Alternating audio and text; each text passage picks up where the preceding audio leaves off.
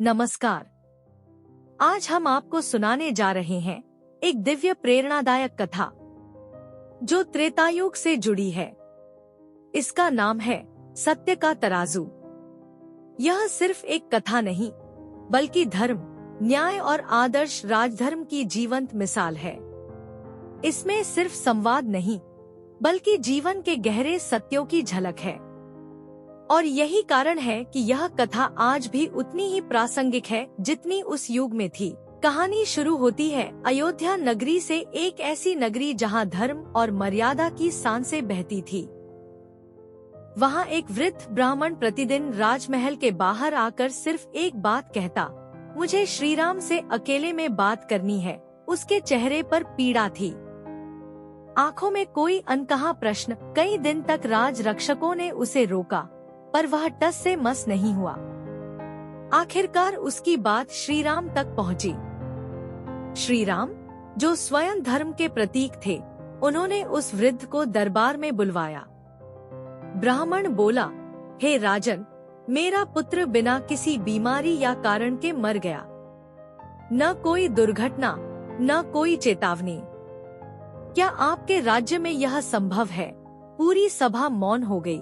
श्रीराम ने गंभीरता से कहा, इस सृष्टि में कुछ भी बिना कारण नहीं होता।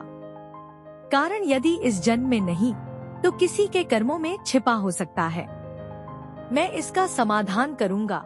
श्रीराम ने संपूर्ण राज्य में गहन जांच का आदेश दिया। राजवैद्य, ऋषि मुनि और प्रहरी खोज में लग गए। कुछ दिन बाद पता चला कि एक युवक वन में एकांत तप कर रहा था, लेकिन उसका तप संयमहीन और विधि विरुद्ध था। उसका शरीर दुर्बल, मन अस्थिर और भावनाएं बिखरी हुई थी। यही असंतुलन प्रकृति में विकृति ला रहा था, और उसी के प्रभाव से ब्राह्मण पुत्र की अकाल मृत्यु हुई। श्रीराम ने युवक को दरबार में बुलवाया। वह घबराया हुआ था, पर श्रीराम की वाणी करुणा में थी। श्रीराम बोले, तप का अर्थ केवल आंखें बंद करना नहीं। तप आत्मा की शुद्धि है। अगर मन में विकार हो, तो ध्यान भी विनाशकारी हो जाता है। तुम्हारी साधना में न संयम था, न मर्यादा। यही कारण है कि प्रकृति ने प्रतिक्रिया दी। युवक रो पड़ा। उसने स्वीकार किया कि वह केवल बाहरी दिखावे में लीन था। भीतर की साधना उसने की ही नहीं।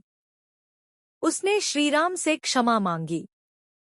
श्रीराम ने उसे क्षमा तो किया, पर धर्म की मर्यादा भी सिखाई। फिर श्रीराम वृद्ध ब्राह्मण से बोले, तुम्हारे पुत्र की मृत्यु दुखद है, पर वह एक त्रुटि के परिणामस्वरूप हुई। मेरा धर्म है संतुलन बनाए रखना, और मैंने वही किया। ब्राह्मण भाव विभोर होकर बोले, प्रभु, आपने केवल मेरी पीड़ा नहीं समझी, बल्कि मुझे धर्म का सार भी सिखा दिया। उन्होंने नमन किया और लौट गए। उस दिन से अयोध्या में परंपरा बनी, राजा पहले प्रजा की बात सुनेगा, फिर निर्णय करेगा। क्योंकि सच्चा राजा वही होता है जो पहले सुनता है, फिर समझता है, और अंत में न्याय करता है। इस कथा का सार यह है, धर्म केवल ग्रंथों में नहीं, आचरण में होना चाहिए। तप आत्मसंयम और अंतर मंथन से जुड़ा होता है। जब राजा धर्म से चले और प्रजा संयम रखे, तभी राज्य में सच्चा संतुलन और समृद्धि आती है। यदि आपको यह प्रसंग प्रेरणादायक लगा हो, तो कृपया हमारे चैनल को सब्सक्राइब करें और ऐसे ही आध्यात्मिक प्रसंगों के लिए हमारे साथ जुड़े रहें। धन्यवाद।